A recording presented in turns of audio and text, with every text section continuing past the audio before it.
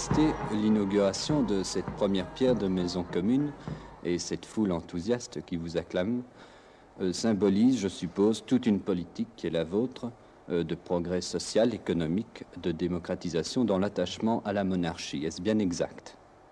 Il est exact que le combat de libération d'un pays doit passer par plusieurs phases. D'abord, une phase de libération politique. Et c'est celle-là même que, durant 30 années, mon regretté père a entreprise et a réalisé grâce à Dieu, grâce à l'attachement de son peuple, et grâce aussi à la prise de conscience de l'élite marocaine. Il fallait entreprendre les assises capables de préserver cette libération politique.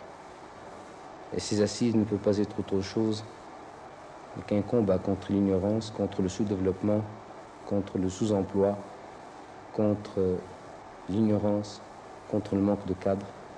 Car étant un pays sous-développé, mais conscient de son sous-développement et voulant en sortir, il fallait absolument entreprendre cette libération. Quant à l'attachement à la monarchie, je ne puis personnellement, moi, que rester attaché à la saine monarchie. L'attachement à la monarchie, lui, doit venir de mon peuple. Grâce à Dieu, il l'a jusqu'ici témoigné à différentes occasions, à travers des siècles, et ces dernières années à travers des décades.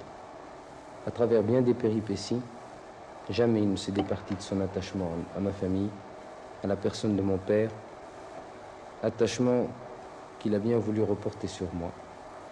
Je souhaite tout simplement que ce courant de pensée et de sentiments soit appuyé dans l'avenir par des réalisations concrètes qui montreront que la monarchie et le peuple ne sont pas faits seulement pour se saluer, mais aussi pour se servir. Mais il y a une opposition au Maroc, comme dans bien des pays, opposition que vous laissez d'ailleurs fort démocratiquement s'exprimer. En quoi ces buts seraient-ils différents des vôtres? Je ne saurais vous le dire parce que jusqu'à présent, ou elle les a mal exprimés ou elle ne les a pas exprimés du tout. Le GPRA prône l'organisation d'un Maghreb arabe uni. Et il prône en même temps l'organisation d'une Algérie de type socialiste. Comment pourrait-on concilier au sein d'un Maghreb uni une Algérie de type socialiste et le régime marocain qui a des structures, disons, ancestrales?